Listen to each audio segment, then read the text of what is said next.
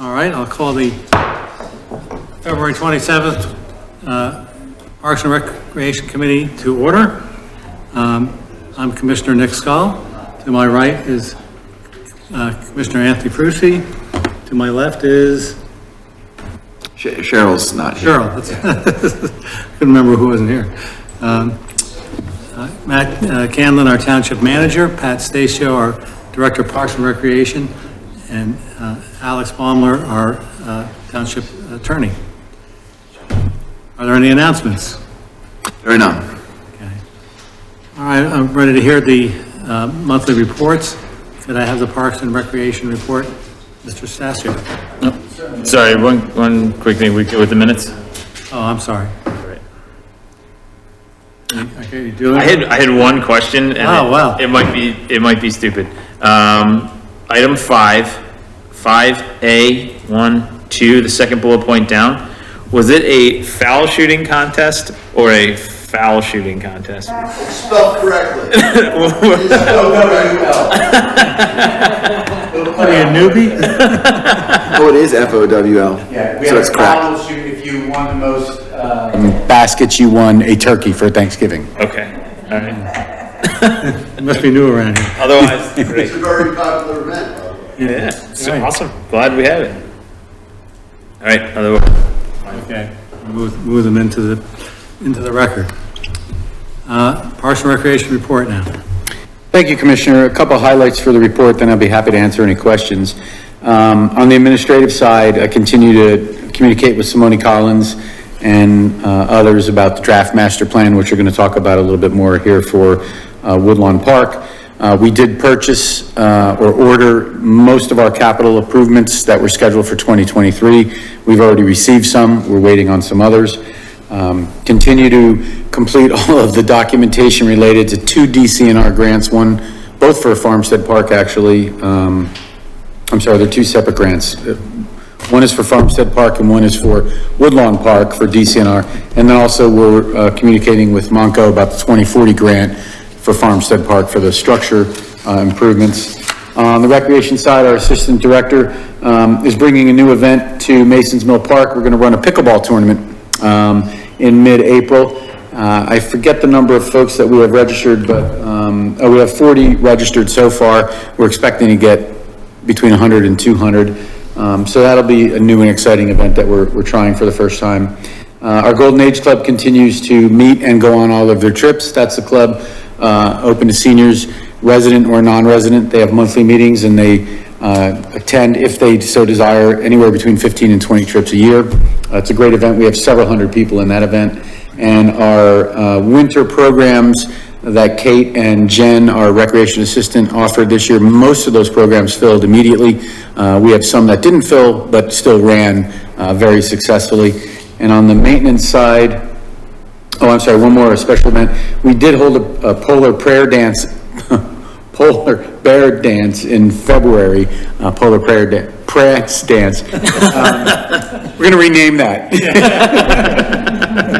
Polar Prance Dance. It was scheduled to be at the firehouse in early February. That sold out in minutes. We could take up to about 80 kids in that. We had about 50 on a wait list, so we opened it up. We made arrangements to hold it at the Pennypack Elementary School. We partnered with Haparo, and they provided the space to us, and we had 150 youngsters participate in that. Wonderful event. A lot of volunteers from the Parks Recreation Advisory Council, a lot of parent volunteers, and of course our staff was there. On the maintenance side, we continue to replace a lot of our informational signs in our parks. So you'll see that going on, as well as replacing a lot of benches, the wood on benches and picnic tables. Those are great winter projects for us. We did remove several dead trees along the pond, unfortunately, at Masons Mill Park. They have been cleared out. We did hand deliver some materials to the neighbors in North Willow Grove, which I will talk about here very shortly in our meeting. And we met with some contractors to review milling and paving Ledgy Park, all of the parking lots there. We did hire a company to mill it. We are going to pave it in-house, and that will save us some money on our capital expense. With that, I'm happy to answer any questions you may have. Just don't make me say the name of the dance. Something polar bear.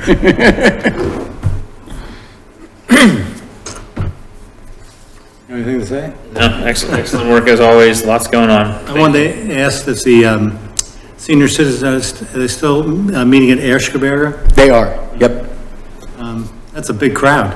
I'm amazed at how many people from other townships Yeah. are there. And also, I wonder why if we could get support from some of those other townships. It seems to me that,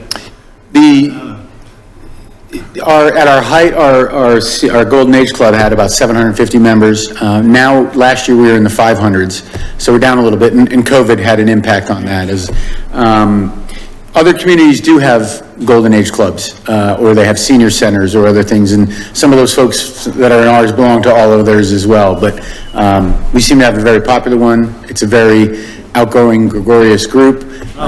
They get lively at their meetings, and they do, our trip coordinator, Carol, does an excellent job providing opportunities for them to attend trips, so it's a very well-attended club. well, let me ask for the library board trustees report. Mr. Silverman. Good evening.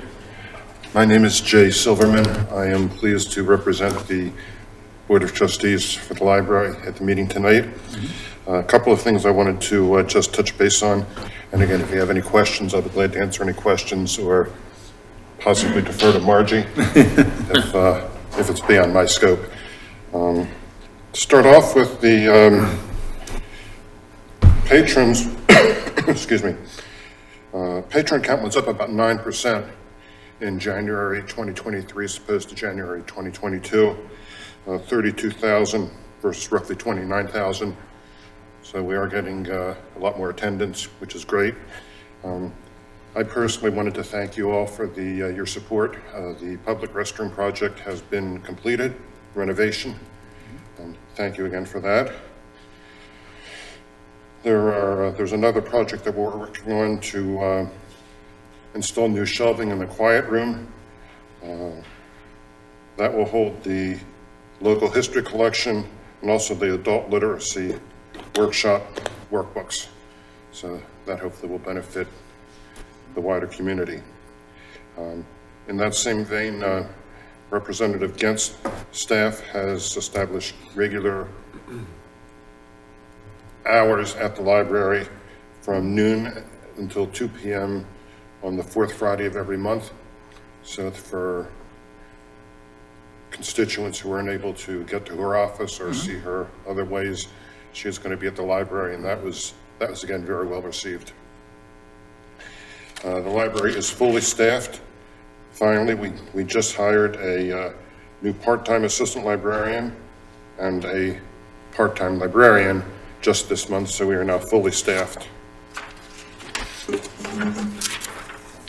Some of the other programs that we have been offering for the smaller children, we had 4 in-person toddler story times for Wednesdays in January. No registration was required, but we had an average of just over 21 kids at each one of those sessions. So that was well received. There are also pre-K packets that are available as a take and learn exercise the first of each month while supplies last. They have an educational theme and can include learning activities, outdoor activities, and crafts. So trying to get the younger kids involved in the library as soon as possible. And again, that seems to be going on very well. We have another program, Reading with Fuzzy Friends, for 7 to 11-year-olds. They can come and participate in reading to a certified therapy dog. 9 children participated in that program in January.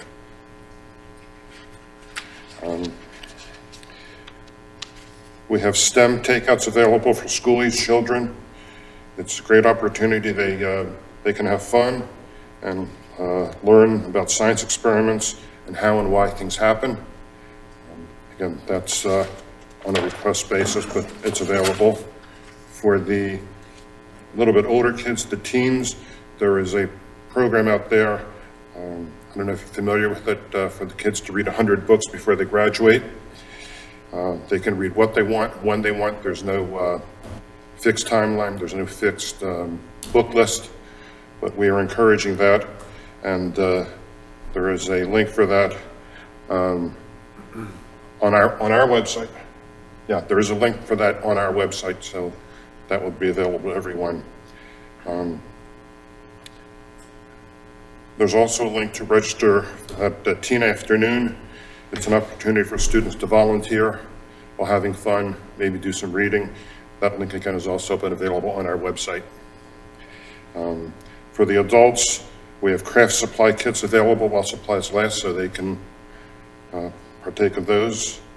We also have now have a Genocache, which is a location-based scavenger hunt style game using one smartphone or GPS receiver.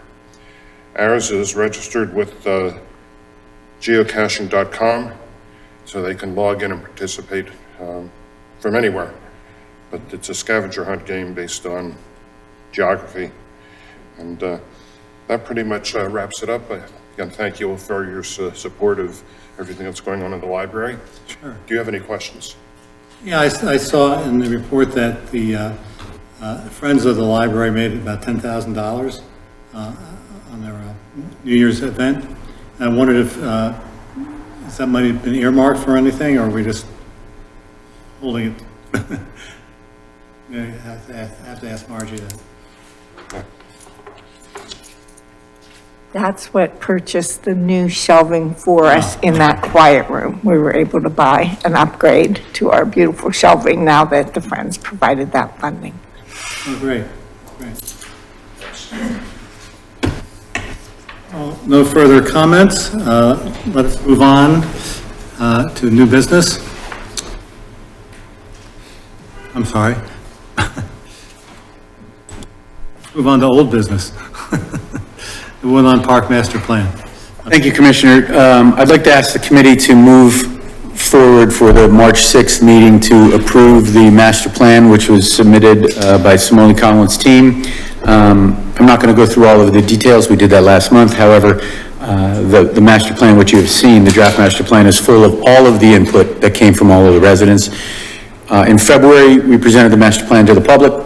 We took some comments at our meeting, and we have the master plan open for 30 days. During that time since our last meeting, I've received one comment, and I'll share it with you. The comment was, why is there parking in the park? The adjacent neighbors wanted parking outside of the park.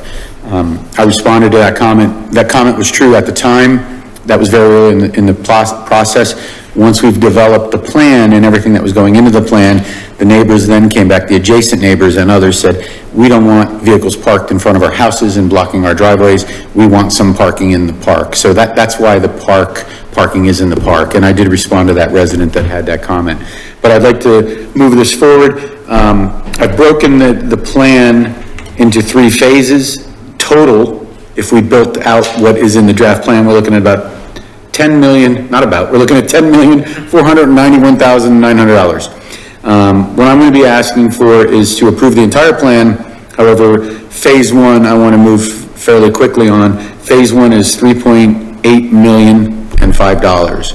We're going to talk a little bit more about how we can fund that here later on, but I'm going to ask this committee to move it forward for the full board to approve that master plan.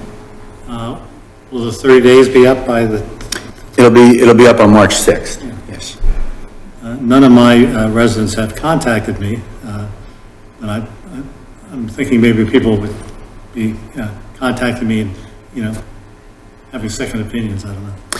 Yeah, the feedback we got through the process was mixed. I like this, I don't necessarily like that. These are individual desires, but I think the overwhelming majority of folks are like, it seems to be something that I can live with in my neighborhood. And I'm going to state again next week. There's a baseball field there now. They're going to have a field a little bit smaller. There's basketball courts there now. They're going to have basketball courts. There's walking trails. There's going to be improved walking trails. There's playground equipment. It's going to be improved. So it's similar to what they have on a grander and newer scale. Grander, not meaning larger, but better. So but again, it's in a neighborhood, and certain people have certain expectations of what they want behind their house, which I certainly understand. So if the board approves this, are we going to approve it a phase at a time, or all at once, or What I'm gonna ask, things are gonna change? yeah, I'm gonna ask for, later in this meeting, approval of phase one. My hope is that the board will approve the plan on next Monday and approve going after funding for phase one, and I'm gonna talk about that very, very shortly. Okay, fair enough. So the comments that I've been receiving, and it seems like nobody's putting them into the process, so I'll share them, is the township definitely needs a recreation center. However, that doesn't seem to be the right place for a recreation center. And I know that we have that as a future agenda item too, for this evening. But I do want to think about, as we do start to approve or disapprove phases, how do we do that, thinking through the concept of a recreation center and the other balls that we might have in the air regarding that programmatic function. And then I'll pose the question now, but you can answer it later, Pat. But I'm sure it's a financial reason, but I don't understand the breakdown into 3 phases and why it just wouldn't be the originally proposed 2. So you can answer it now, or you can answer it later. I'll be happy to answer it now. Yeah. The 2 phases, I think that the first phase came out to, 3. well, that's what I've broken it down to. Okay. The original phase, I think it was, I want to say it was like 4.5 million or 4.6 million. I don't recall. So what I did, in order to meet the funding that we're going to have available if everything comes through, I eliminated certain things like the improvements to Division Road, that I pushed off to a later phase. The adult exercise area, that was $88,000. I removed that so that it can fit into a phase 1. Okay. So, certainly, if the board would like to approve more money, I would enjoy doing all of the originally scheduled phase 1. Yeah. And that's a discussion we certainly can have, but I needed to fit it into a little less than $4 million. Okay, and then, and maybe I missed it, but something that would be good for us to have would be how you broke that down. Yeah, you don't have that yet. I will prepare that for you for next week. Okay. Yeah, one thing to point out, under phase 1 includes most of all of the park improvements. If you weren't gonna put the rec center in Woodlawn, you wouldn't need number 3, obviously, but you may not need much of phase 2 as well. Because if you, we don't really have a major parking problem there now. And if you essentially left all the same facilities, even a smaller field, no rec center, your parking is not going to significantly increase. So you probably wouldn't need to make those road improvements. Right, yeah, and I mean, what I was thinking about, and the way you have phase 2 broken down, I want to make sure that any pedestrian access to the park is covered in phase 1.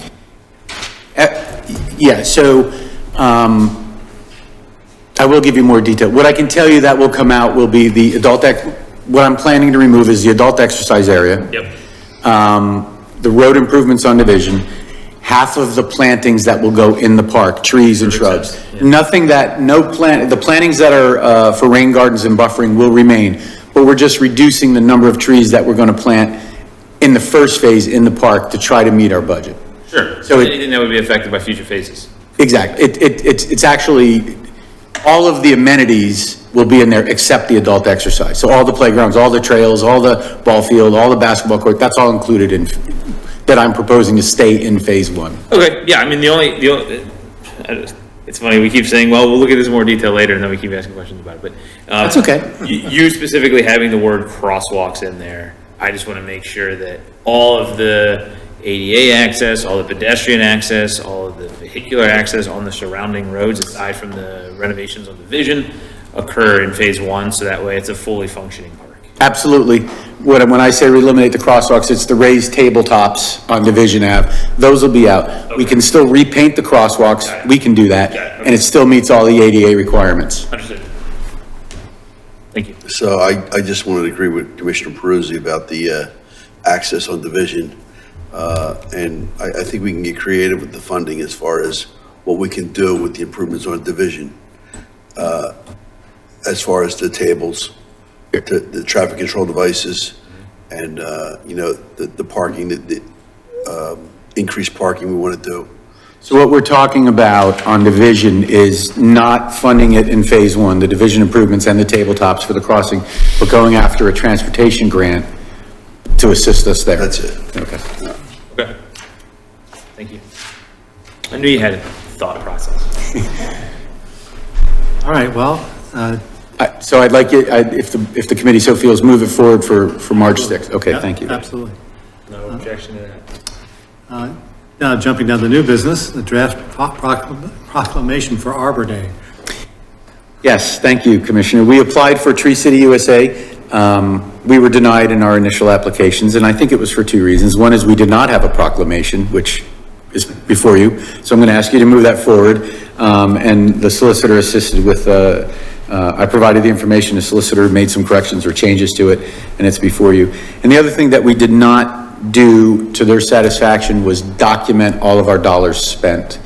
So we gave them roundabout numbers and budgetary numbers. While they haven't gotten back to me, I believe one of the reasons is it wasn't completely fully documented. So something I need to go back and do.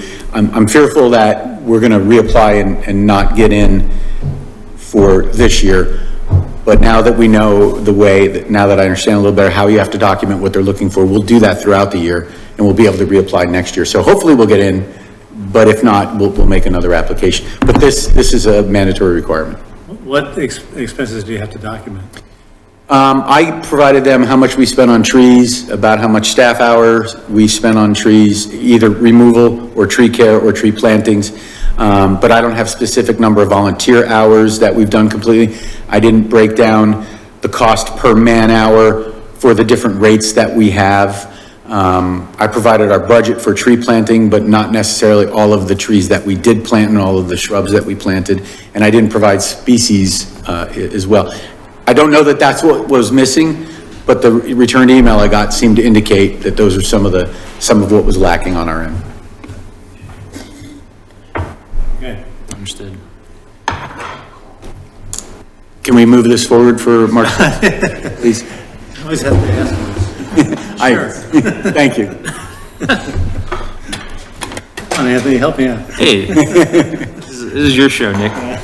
I'm just here for the comedic right. relief. All right. So now we're up to grants applications for Woodlawn Park. And now we're going back to where we were. So the township has a certain amount of money available, and we want to leverage that money as best we can to gain more money. I'm recommending that we hire the firm of Simone Collins to apply for a land and water conservation grant worth over $1 million. And I'm also recommending that we hire them to apply for a DCED grant in the amount of $250,000. The Land and Water Conservation Fund grant is due the first Friday in April, so we're about 4 weeks away from that. In order for me to get that information together, it would be terribly difficult, and the Land and Water Conservation grants are much highly evolved, more highly evolved than the grants I'm used to writing for just DCNR. In this proposal that Simone gave us, by the way, they've received millions, tens of millions of dollars in grants for other communities in total. He and his team will prepare all of the grants. They will meet with the politicians at the local level and the state level to assist moving this forward. They will meet with the representative from Land and Water Conservation Fund. We met with DCNR today. They've started this process. I told them it has not been approved and you're not being paid. And he said, no, they need to move now. Yeah. So they've started this, and if we don't approve it, that's fine. They'll just eat that cost. But, and it's my opinion that to try to receive $1.5 million total for $10,000, I think it's money well spent. Yeah. While I certainly might be able to prepare these grants, we have a better opportunity with someone who knows the system. I agree.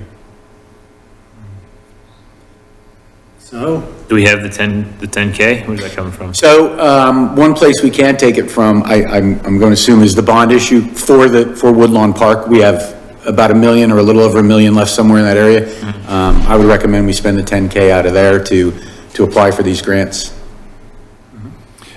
That's one source. Another source is the ARPA money that we had set aside is about $500,000 that was intended for matching grants. Do you have any other wasn't there were projects that we were talking about a couple of weeks ago that were under budget?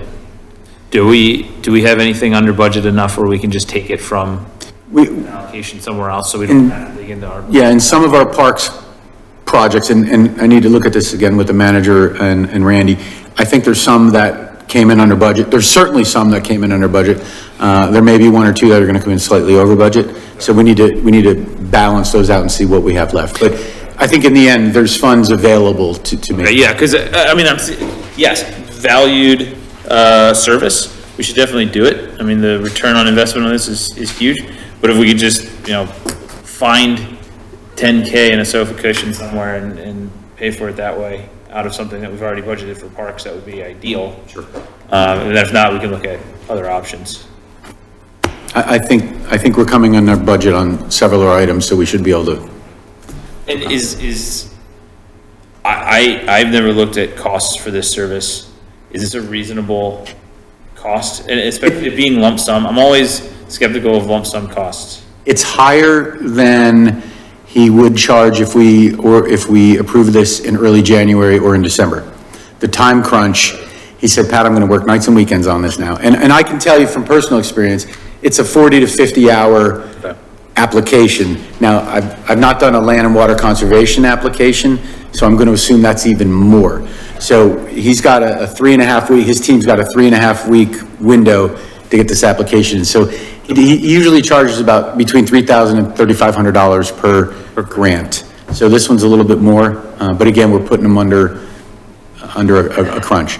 I also would not recommend hiring another organization to do it because he's intimately familiar with this project, and yeah. Yep, okay. Okay. I was just wondering if the contract could be hourly with a not to exceed lump sum, but It is not hourly, it's a lump. He did give me his numbers. yeah, For everybody involved, but it's gonna be 10 grand whether he goes over it. okay, all right. Thanks for your due diligence. I can support this initiative. And as far as where's money gonna come from? I'm not saying that it should come from here, it should come from there, but, we got a weather report, from the police chief earlier, and we saved a substantial amount of money on snow removal this year. Oh, there you go. And salt. See how much we get from now until 1 o'clock in the morning. He just jinxed us. You'll wait here, right? Yeah, 27 feet. All right, so. Should we let's move it forward, Nick? Move that forward. Okay. Thank you. You're welcome. All right, and then this is, the professional services for the adaptive use plan at the Farmstead Park. Yay. Thanks. Thank you.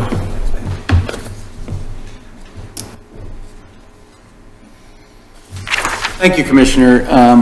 What I'm proposing here relates to Woodlawn Park, and what I just handed you was actually a second proposal, which I'm about to speak to.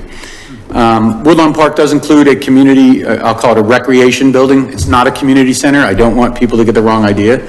It's a recreation building, which will have a gym and some classrooms. And to the discussion that Commissioner had, that maybe Woodlawn is not the perfect place to house this structure. The manager and I met with a firm and we looked at Farmstead Park. Also talked to Alan from Farmstead Alliance to make him aware of this, and he seems supportive of it. I don't know that he ran it through his committee yet.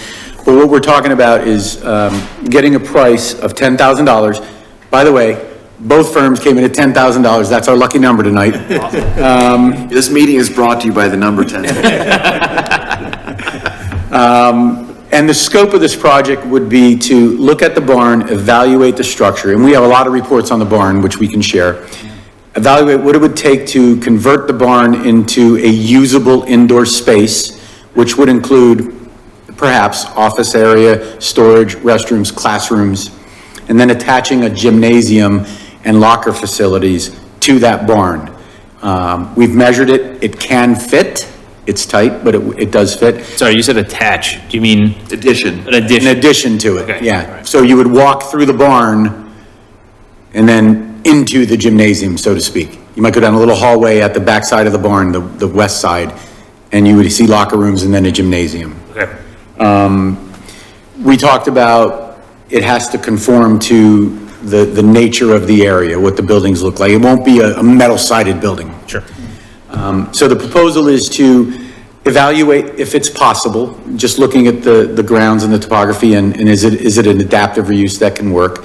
Giving us a conceptual look from the outside of what it may look like, giving us a square footage plan of the interior, what it would look like, and then rough cost estimates that we will not hold them to. What we're looking for is this going to cost us $2 million to do, or is this $45 million to do? And then that can give us a good comparison to, hey, this can work at Farmstead Park for the same price as Woodlawn, provided the commissioners want to go down the road of adding a recreation building in the first place.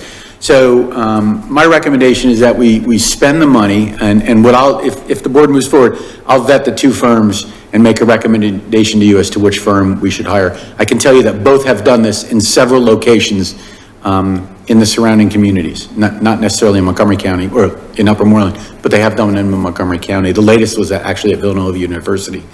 So that will give us some information so that we can compare, do we want a building, first of all? And if we do, which is a more logical, if they're both 5 million, maybe the board wants it at Farmstead, maybe they want it at Woodlawn. If it's 5 million versus 9 million, well, that helps answer a question. So this is just informational. And I think it's something that at some point, whether we do it now or later, and I'm asking that we do it now, we need this information if we're going to move forward with a building. I think we also need this information now because of the timeline that we're looking at Woodlawn. I agree with you. So it's good information to have. So you said it's not a community center, it's a recreation building. Can you explain to me your definition of the two? Because the program that you listed that would be in the barn sounds to me like a community center. Yeah, and I guess what I'm really talking about is square footage. So a community center is a $30,000 to $50,000 facility, a square foot facility. It usually has a track, some weights, maybe a kitchen area, possibly other courts other than the basketball court. It's a much larger facility. When we're talking about a recreation building or even a recreation center, we're talking about a 15,000 square foot facility that has one gymnasium, locker rooms, and then maybe 2 or 3 classrooms and some office and storage area. So it's whatever term you want to use, it's a modest community center. But I think when we say community center, people automatically go to Plymouth Township or some Montgomery Township, and they're thinking of this big, like the YMCA. It's certainly not going to be something like that. Do you, and I don't know if you know this, but do you know that for sure? Because do I know what for sure? That's where people's brains go. And the reason I'm asking that is because when I think of what's necessary for us here, it's not a free gym for the community or, a 50,000 square foot building. It's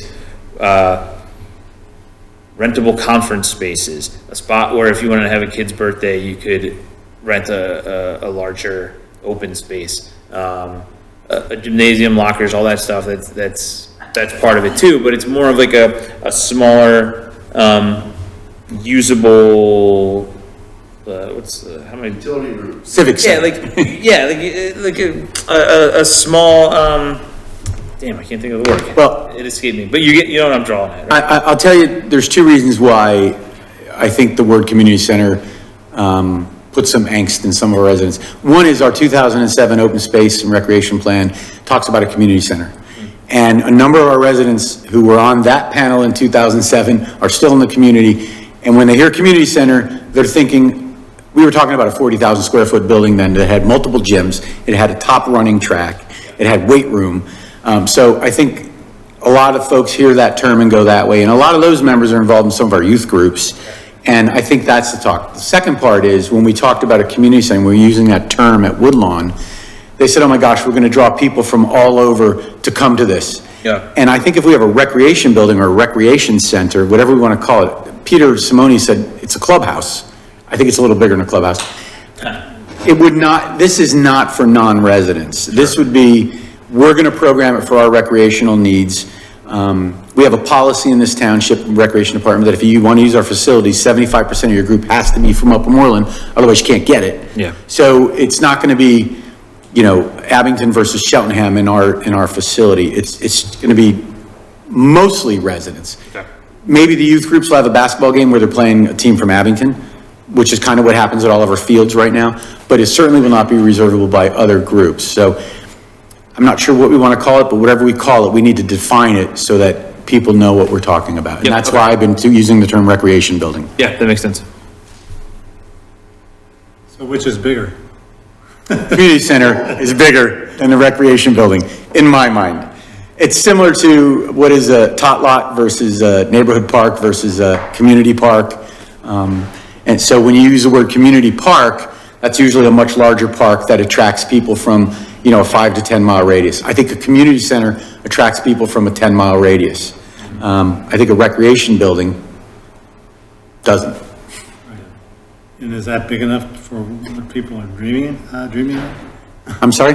Is that big enough for what people are dreaming is going to go? Well, I think that depends. I mean, I know the youth groups would like 2 or 3 gymnasiums. Right. You know, we don't have the space for that. First of all, the parking that would be associated with 3 gymnasium. We're looking at it from what our department would like to offer and can't offer and what we'd be able to do. The number of classrooms that we need, or the number of the areas of open space where kids can have birthday parties or whatever happens, and a gymnasium to run events or activities, and which would assist, whether it's basketball or indoor baseball pitching or whatever it might be. So it's not the high-end desire of many of our residents, but it does fill a need in this township. Well, my 2 thoughts are, of course, it has to involve the historic appearance of the building, as we know, because we've already signed an agreement with the state to maintain that. And of course, any addition is going to have some similarity to the barn. And of course, also leaves open the possibility of future use of the farmhouse for some of these other uses you're talking about. Well, and I think the benefits to Farmstead Park, and the manager and I have talked about this often, it's on a more of a major road, Byberry Road. There's a traffic signal right there. The schools are 2 blocks away. And Farmstead Park is an underutilized resource in this community. If we can attract more folks to Farmstead Park, maybe that brings in more awareness, more donations, more whatever, and makes the park maybe one of our more attractive parks.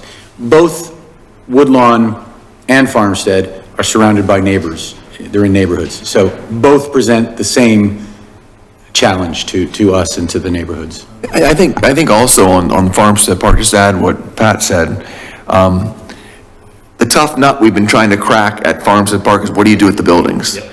And I think if you were to find a very good use for the barn, I think it transforms the park. I mean, I think you then, the carriage house, I think there's a myriad of uses that you could do there. I think in the mansion house, I think it sets that park up for uses that would be, compatible with the historic buildings. It defines it. I mean, there's no definition there. And your statement, Pat, of using the farmhouse as ancillary program for the barn is like spot on. I mean, I can picture that having more classrooms in it, more, spaces for our wreath making programs, like stuff like that, where we could definitely benefit from it. And I think we've talked about moving the Parks and Rec department out to the farms at some point also, which would have an effect on the renovations in this building also. Yeah, I see the possibilities at Farmstead, to me, are much greater. Yeah. But we won't know if it's a realistic possibility unless we Yeah, right. invest to see, hey, you can do it, Pat, but it's going to cost you 12 I million. think we really need to keep our minds open though, regardless of what those numbers come back as, because right now it's nothing. Completely agree. So even if that comes in at 6 million and this facility at Woodlawn is 3.5, I think we still have to be open to that larger nut, because right now it's a dilapidated building with a giant fence around it. Yeah, and thank you, Commissioner. I agree with you 100%. You have to weigh, the board will have to weigh if it is a little more expensive, the benefit that we're gonna gain possibly by opening up that park and exposing the community to that park. Yeah, it has the potential to be the momentum that we need to get Farmstead off the ground. After 27 years, what is it? Only 20. 22, yeah. 127 years, something like that? Yeah, okay. Should we move this forward? Yeah, absolutely. Okay.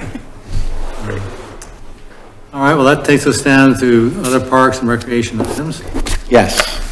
I lost my agenda. Newsletter. Oh, Township newsletter, thank you. Township newsletter, was designed and I sent back to all of the departments. They've approved. It is being printed right now and it will be mailed, the week of, I think it's March 14th. So residents should look for it. The issue, and I'm saying this to all the residents who are listening, or reading the minutes, the issue we have, there's two issues. Some areas seem to not get the mailing.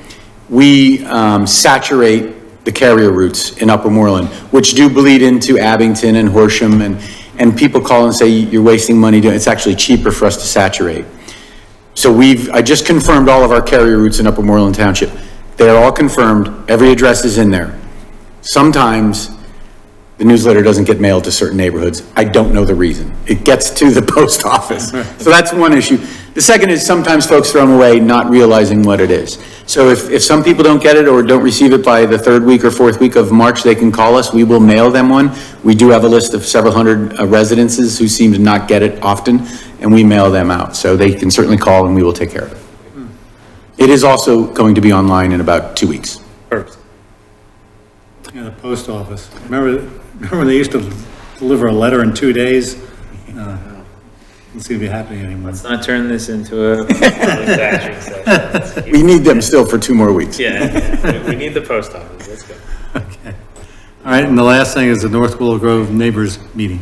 Yeah, so, part of our capital improvement plan this year was a new playground at North Willow Grove. Commissioner Whiting and I met with the residents here in this room. There were about 20 to 25 residents that came out with their children, some of them. And we talked about playgrounds, styles of playgrounds, the importance of playgrounds, safety surface of playgrounds, and everything involved with playgrounds. And I asked them to get together and I provided them some information as to where to look for playgrounds and samples of playgrounds. They met, they talked over playgrounds. I did share the budget. They returned a wonderful playground to me that they would like to see installed. We have complete buy-in right now, as far as I know. I've been communicating with a half a dozen or more of those folks. So now I'm working on the price. It is, they make them in 3.5-inch posts and 5-inch posts. The 5-inch are stronger and a little bit larger, so you can fit more kids. So I'm trying to get the cost for the 5-inch into our budget. Right now, it's a little bit over our budget, but we're working on that. So the plan is to have purchase the play equipment, install the safety surface, put a sidewalk around it so it's ADA accessible, and all of that done by the end of June, and they are aware of that. So, great community up there, just like Woodlawn and others, that they work well with our department to try and get things accomplished for their community. I'm glad they're finally getting that also. All righty, any visitor comments? Any commissioner comments? Oh, Mr. Spearing. Just one. Great job, Pat, and the whole Parks Recreation Department is doing well. And the advisory councils, they work very hard also. One disappointing thing we've had over the past couple of years has been with our promises from SEPTA. And they're very challenged, and I understand that. So I think we have to look to move forward with our roller rink in another direction. You know, we talked about getting Pulaski Park milled and paving it ourselves. I don't know if there's other ideas that you have for that, but I know it was very expensive service to get done, and we didn't want to invest the money in resurfacing the roller rink because we had a promise from SEPTA that it was going to be useful and relocated. I think we have to look in another direction now. I want to put it out there. Maybe go back to advisory council or keep it an agenda item for the future. Certainly, the rink as it is now, the only thing that we'd be able to keep is the lighting. The rest of the rink in its entirety. It is. The rest of the rink, the dasher boards and the surface, if we keep it at Memorial Park, would have to be removed and reinstalled. We can certainly look at other locations. The other thing we talked about was maybe adding a skate park. So we had a roller rink for, a roller hockey rink for about 20 years. I've been pushing for a skate park. Maybe we can, instead of having a roller hockey rink, we can do a skate park, either there or at another location. But I certainly agree with you. I think SEPTA has delayed us now enough that we need to move on.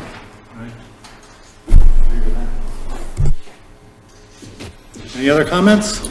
I just want to promote, the Upper Moreland Historical Association is having a presentation tomorrow evening. It'll be in this room at 7:30. It's pretty interesting. It's the Circus in Philadelphia, the birth and growth of an American institution. So it's free to the public. There's advertisement for it on Facebook and on their website. So check it out. And if you're interested, again, it's here tomorrow at 7:30. All right. With that, we're adjourned. Thank you, everybody.